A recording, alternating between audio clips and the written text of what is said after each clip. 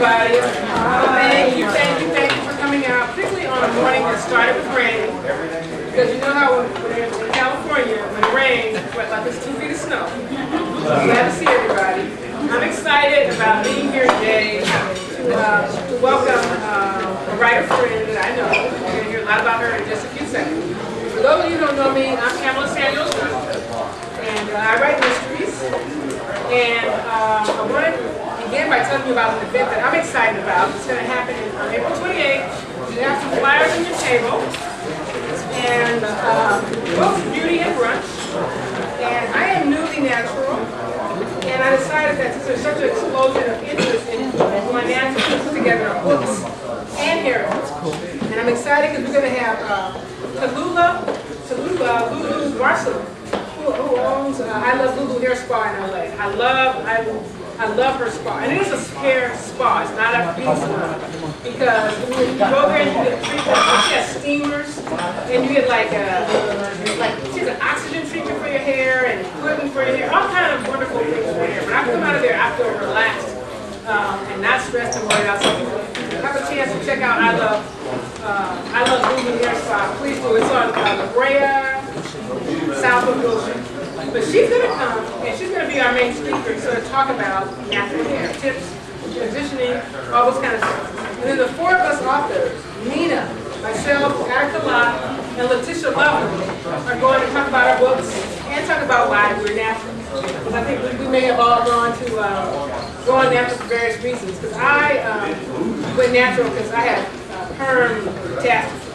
And if you've been on my website, there's a big before and after video that is horrendous. Because one of my girlfriends said, I can't believe you put the before pictures up. I didn't put the before pictures up until I had the after pictures. So, I had perm damage, my hair had a bald spot in the back, and a bald side. And frankly, I canceled my last beauty shop appointment, and I said, I'm taking care of my own hair. I went on the internet, I love YouTube. There's a lot of wonderful bloggers. I love Curly Nikki. My favorite, she has a book coming out next week called Better Than Good Hair. And it's true, we have better than good hair. And so that's really my passion. So I'm excited about that. I also want to say in November, I have a new book coming out called Anybody's Daughter. It's about human trafficking. And it's probably the one book that I've written that I'm most passionate about. I've never had a book where I'm trying to write something and I have to stop because I'm almost in tears. Well, African Americans are 10%, I'm told, are LA County. We are, of the girls who are minors, under 18, picked up for prostitution. They are 90% black. They're very specific. What's happening in our community is that gangs have looked at using girls as the new crack. They are literally snatching girls off the street, taking them into other communities, locking them in rooms, having men come to the service. This is real. It's real. I talked to cops about part of our research, but to social workers. It is real. And I had a chance to go to juvenile court a few weeks ago and watch some girls come. We're talking about 12, 13, 14-year-old girls who have been forced on the street. And typically they target girls who are runaways, foster home, group homes, who've already been molested in runaway or were molested in a foster home. So they're easy victims. But you'll be hearing a lot more about that because that is my passion. And, but today, I'm here to introduce my friend and fellow author, Foxx, who is very prolific.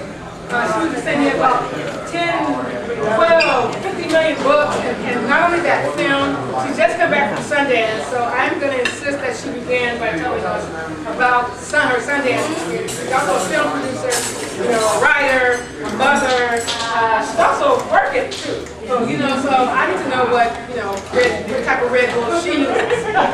But I'm going to turn the floor over to her, and you know what? Nia held an event for me in San Diego, and her friends showed up, and they bought a lot of books. So I'm asking my friends who showed up to visit Nina's corner over there and buy a lot of books. I heard her drive down here, so I have to, y'all be proud.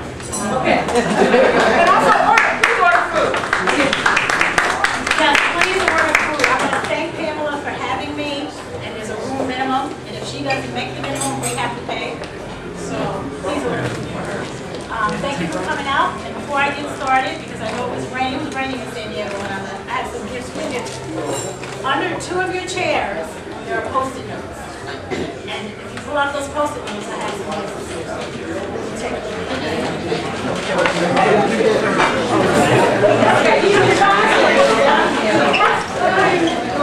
All I know, I said, make this happen. They're under 2 of the chairs.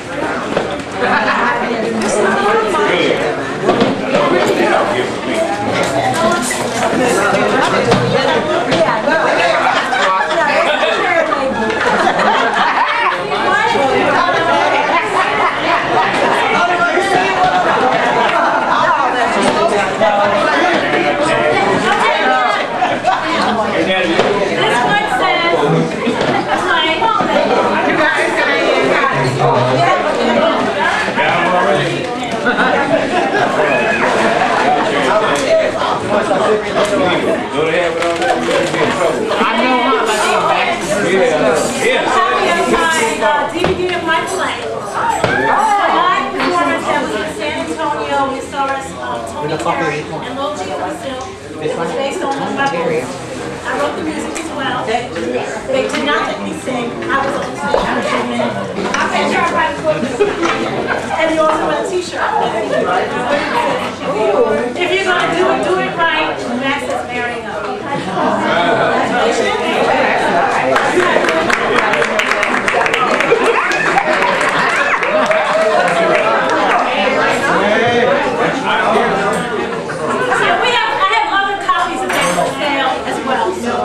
And you went for that book. Copies of my book, including my very first book, Giving My Soul, 13 years ago. So you can see where I came from. But not all of them, yes. Enjoy that. Thank you very much.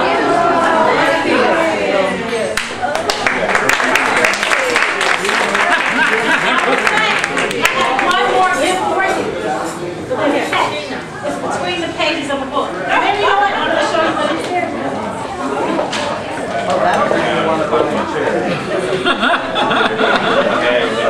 I'll tell you a story. My husband and I made wine. This is not a wedding favor. We made wine. We made it from scratch. We bottled it in November. And then you get, when you find the other gift, like I said, it's in the pages of the book. You get a bottle of one of these Syrah, we call it, and it is a Syrah. And there's a story on the back about how we take this and why it's bottled. So there's one more person that will get it.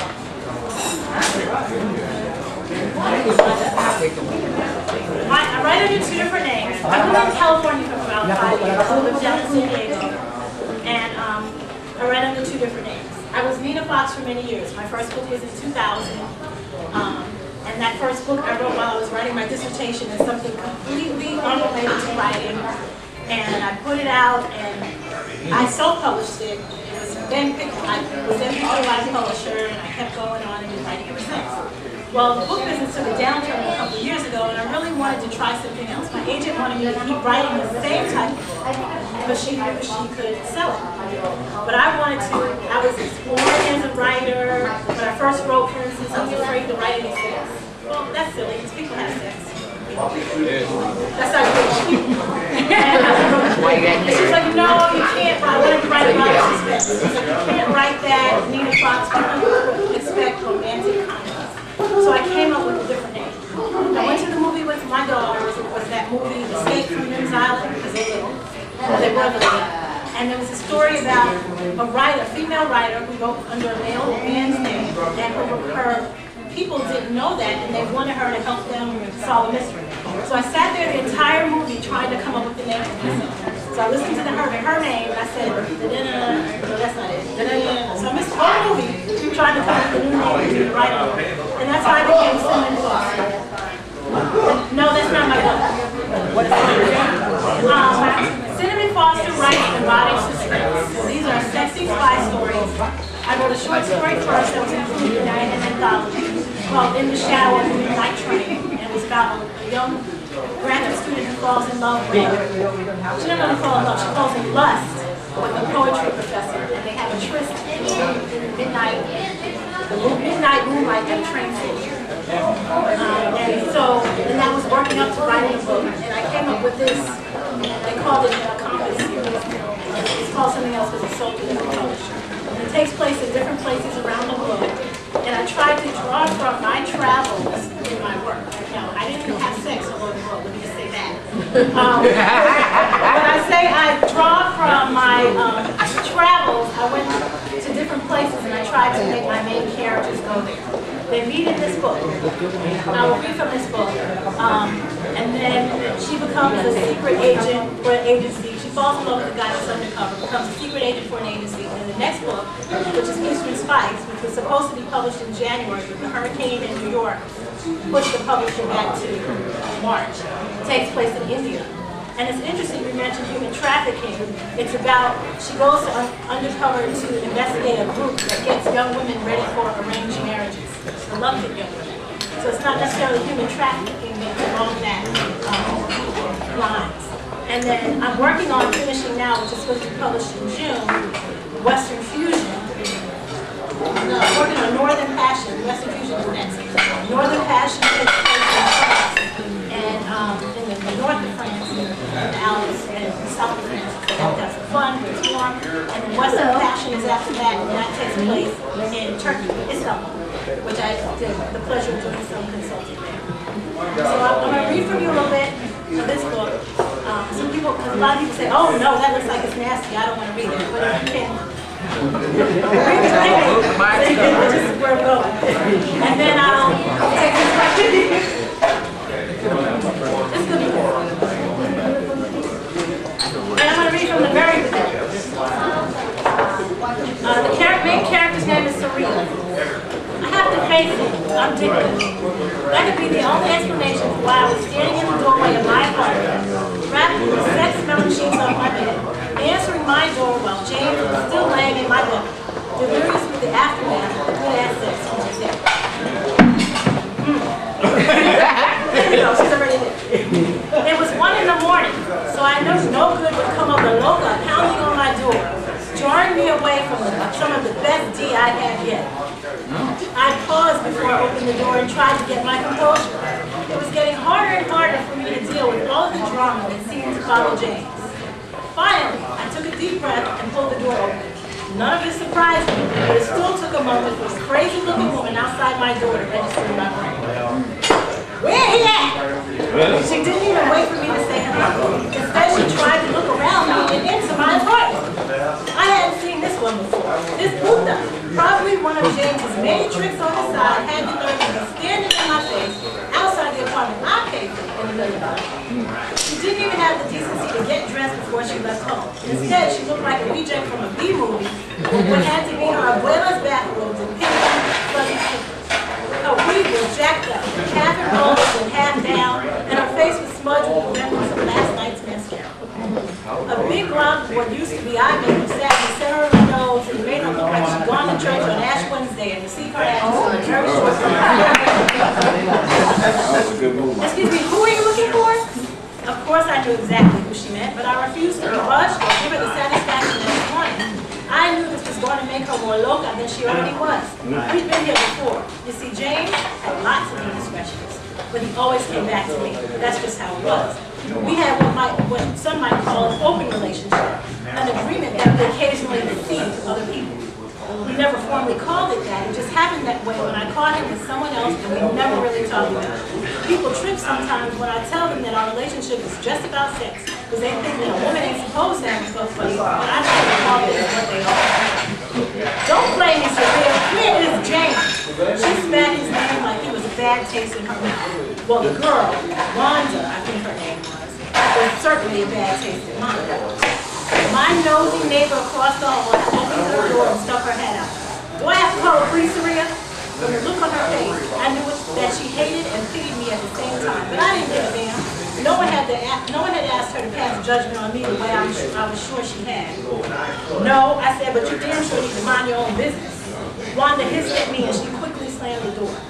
Every time James and I broke up, it was behind some be like this one. Most chicks wouldn't even be able to put up with their man being with other people, but it worked for me. I was surprised that it occurred, but I soon figured out that I could use it to my advantage too. The problem was the other women didn't always have the same agreement. They would act all crazy like now, and my patience was wearing down. I was trying to be calm, but my anger was bubbling through. My back was so tense, I was starting to have headaches. I pulled my sheet tight. What do you want? He's asleep. Well, wake his ass up then. She yelled at the top of her lungs, trying to do the job herself. Wanda wasn't leaving and looked like she was going to try and clown me. She shifted her weight and placed one of her hands on her hip, while a loose curl waved back and forth, bending near her ear. I was starting to see colors. This witch only had a few more minutes before I totally lost it. I had a long fuse, and when I've had enough, I've had enough. And I was having a hard time believing that this crazy woman was all over my face like she was. Look, you're disturbing my neighbors. James is not coming out here to talk to you.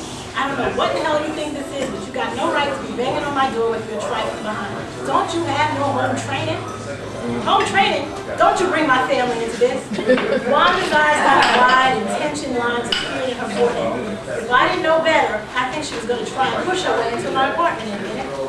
Don't you tell me what I got a right to do. I got every right. James is my ex and I need him now. You know what this was when you got involved? I mean, go get him and don't you be trying none of that new age voodoo shit you do. I had enough of Wanda. New age voodoo shit? I couldn't believe she said that. Yet I couldn't. People always often criticize what they didn't understand. Incense and candles does not make voodoo. Voodoo, you're the one standing in my door at a crazy hour looking like a witch. Before I knew what was happening, I let go of my sheet and raised my hand to bust him in the face. I never had a chance to hit him. Something stopped my hand. I looked over my shoulder and realized that James had sprinted out of the bed and across the apartment to where he was standing now, holding onto my elbow like it was a slippery fish out of water. Saria, calm down, he said. James tried to pull me behind him, but I wasn't moving. He leaned around me to talk to Wanda. What are you doing here? How in the hell was I supposed to calm down when the heifer was standing in my doorway, grinning ear to ear? Right before my eyes, she stepped through the doorway, and just as she did, her belly swelled until it looked like she had a candle under her shirt. She sauntered into the room, her belly growing with each step. Oh, hell no, I yelled. He's my baby daddy. Wanda pointed straight at James. Instead of denying it, the fool clapped his hands and jumped up and down like a 2-year-old. I'm a baby daddy. Her belly kept growing, and by this point, Wanda was as big as Eddie Murphy playing his mother in Nutty Professor. I started screaming, but I could still hear Wanda's words. You asked for this, so you best be a good wife-in-law. Wife-in-law? We were married? I must have been really drunk last night. My mother would kill me if I didn't have a church wedding. I screamed, James was still clapping, and Wanda laughed like an evil scientist. I stood there shaking all over until finally, I couldn't take it anymore. I thought I was going to faint when I heard James calling me from far away. Saria, wake up! You're having a nightmare.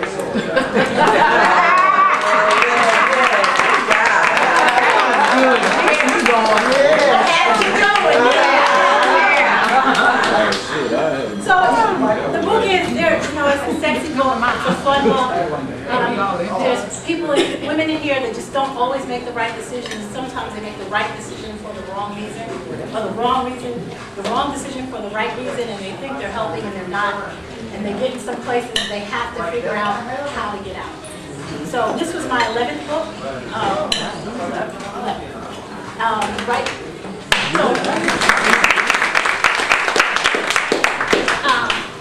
My last book is Nina Foxx. It's called No Girl Needs a Husband 7 Days a Week.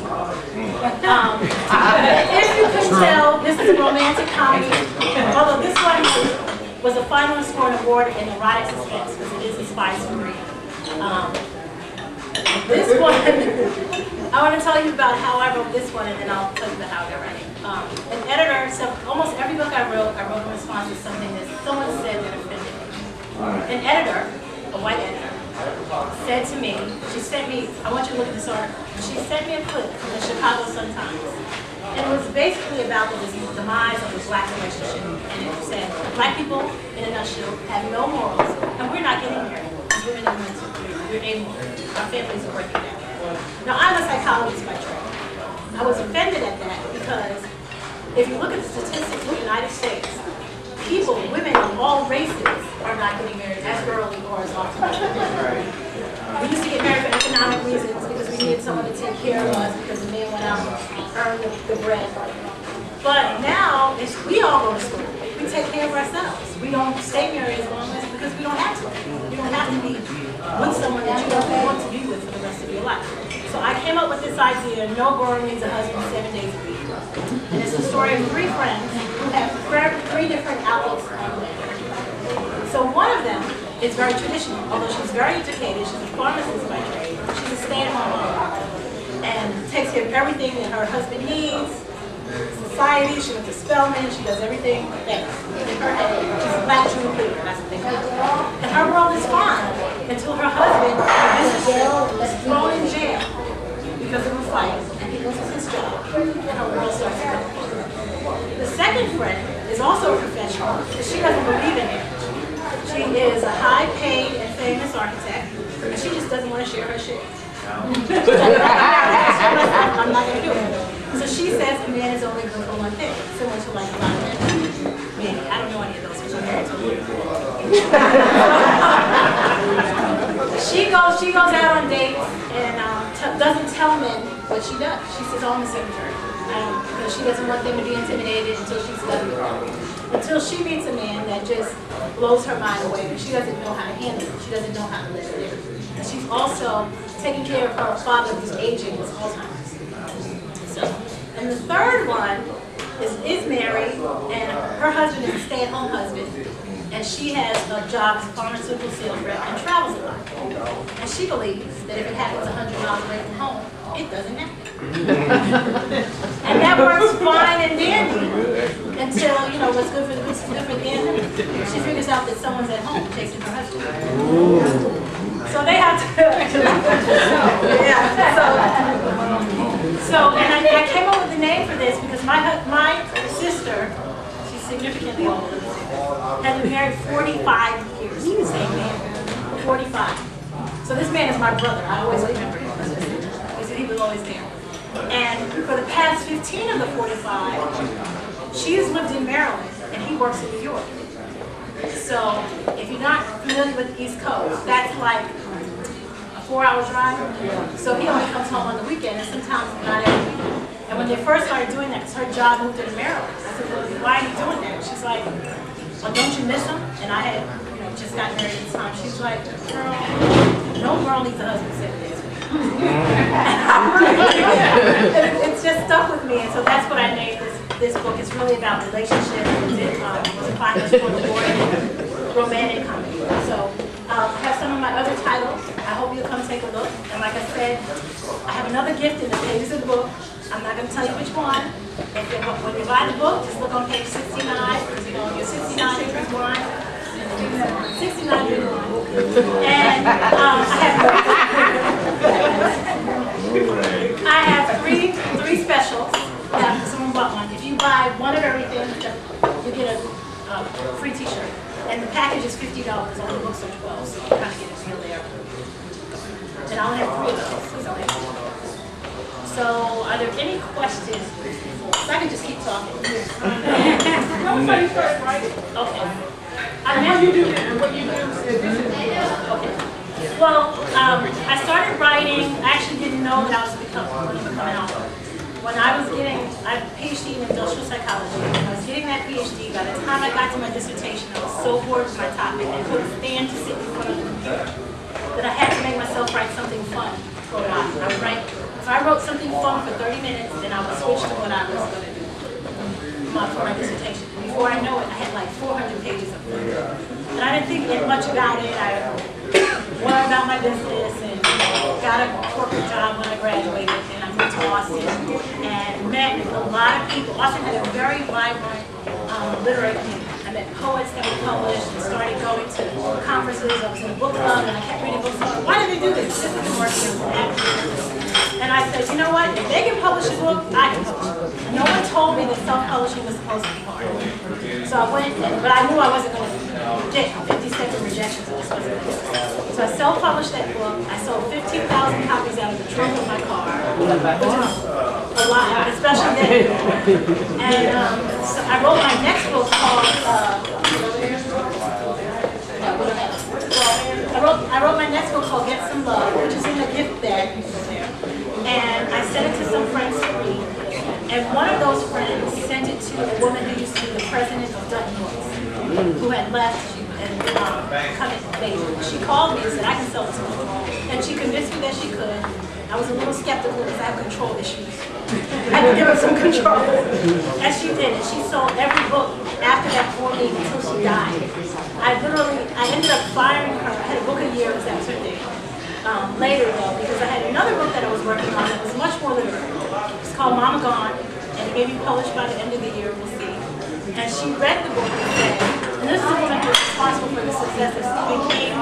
She also represented college singers, some really big numbers. She said to me, this is phenomenal writing, but we're not ready for this kind of story right now. So I fired her and got another agent, but she did sell, I think, 6 or 7 books to me before I moved. In the meantime, it worked out because I was having kids, I was a stay-at-home mom, and it was nice to have income while I was doing that. That was not, you know, I'm not the person that can sell nail work. I'm just not that. I'm not. So it was easy. Some people do really well at it. I know some Mary Kay ladies who have done really well, but it wasn't for me. So it was nice to have that. But like I said, I'm an industrial psychologist, so yes, what I do. And basically, I help with the man machine system. So when you pick up your iPad, or you can use it, or you go to a website, you find everything you need. That's where I come in. I help teach people how, companies and people, how we receive information so they'll know how to arrange their products or their websites. I got into film because when I first did someone optioned my marrying up for stage. And I thought this was a great thing. I spoke on a cruise ship, I met someone there, they're like, oh, we want to option this. They optioned it, I went to Atlanta to see it, it opened in Atlanta, and I had script approval, and my brother, who had driven from Nashville to see this play, and was sitting next to me, looked at me and said, you didn't approve this. Because basically, with his deadline, he didn't feel like his writers could pull it off, so he just changed the whole story. And I was like, okay, this isn't good. So I leveraged my rights back and I was done. And then I was watching American Idol the next season. And the person who came in second had been in that play in Atlanta. Belinda Doolittle, she's in that great person. And so someone said, well, why aren't you doing this yourself? I said, I don't know why I'm not doing this. So then I went to New York to the Commercial Theater Institute and took a course on how to present commercial theater. Rewrote my script, mounted the play myself, and I'm telling you, I did it old-fashioned style. I rented the theater, had everyone put down the tracks for the music, so it was all digital. Great, so you wouldn't see the musicians, everything was digitized, and they sang to a track in the theater. I hired everyone in my family and flew them in. It was cheaper to hire my family as crew than it was to hire crew. So my niece was in school for to be a wardrobe something. She was my wardrobe mistress. My brother, my oldest brother, he was security. I had a stage manager who was also related to me. I had a cook for the production who was somebody, I mean my entire house, people full, and they all stayed in my house if I didn't have to pay hotels for them. It's just, I hired everybody. Everybody was people. It was really great. And I hired a non-profit to film it. And then I found out that I could sell that. I had no idea. So the filming is not like Hollywood quality. It was like basically one camera that moved and they moved. But it's definitely better than some of the plays I see. But I actually ended up selling it myself to 2 distributors because I said, well, how do I get on Netflix? I want to get on Netflix. The guy on Netflix was very confident. He's like, you're too small. We can't buy from you. If you call this guy, we'll buy from him. And so that helped. And then I met someone else at a networking thing here in LA who referred me to his cousin who owns Urban Home Entertainment in Atlanta, and they do a lot of gospel plays. And I took this comedy and made it inspirational for my students. And then after I did that, I said, well, I want to do some film. Now I was in the San Diego area. And so I wrote a TV pilot. And I came up here and we filmed a television pilot, which you can see that on my website. I also did a web series and entered into film festivals and won awards all over the country. I was like, okay, now we got to work. And I realized that in order to be taken seriously, I had to work on other people's projects since I had to show that I could learn something. And I also wanted to be in producer's guild. So I had to get so many producing credits before they went. And one of the people that had worked on my short was working on a bigger film, an independent film, which was called Yule Then, Name Change in the Magic Valley. He sent me a script and I read it. I loved it. And the producer, the head producer that was attached attached to it was a Native American woman who won an Oscar for her last film. I said I wanted, so I became part of the production team on that. I became executive producer, and that was at Tribeca TV, and it will be in theaters in March. Another project, which I said, well, that's nice, it's an arts film, but I want something that's more commercial. They came to me with another film called Ass Backwards, and it's a girl buddy film, but it's like Dumb and Dumber with girls.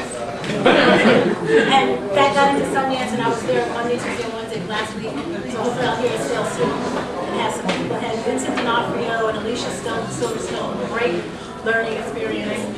So that will probably be the next one in the film. I have two more behind that are features, and then mine is that I wrote.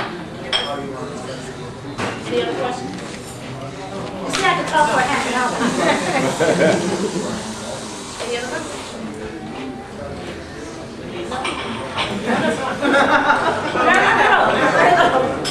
What do you enjoy the most, film or writing? It's interesting because I think I really like writing the story. You can be a writer-producer.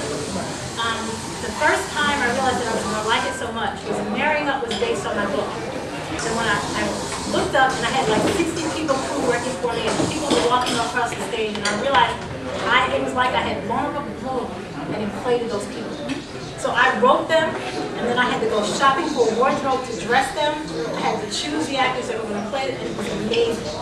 So I kind of like the whole creative process, is whatever comes next. I have a nonfiction project that is a book that we just sold to Simon & Schuster, and Pamela's going to be part of it. It's called A Letter from My Mother, and it's prominent writers and producers and directors writing letters to their mothers, telling them things that they didn't have a courage to tell them. So on Mother's Day next year, and I had a film project already in my head behind it. When some of the letters were so phenomenal, I could see it. I think I'm a visual person, so I enjoy that part of it, but I enjoy writing it as well. Anybody else? No? Well, I invite you to come buy some books. and buy some books and try to find the wine.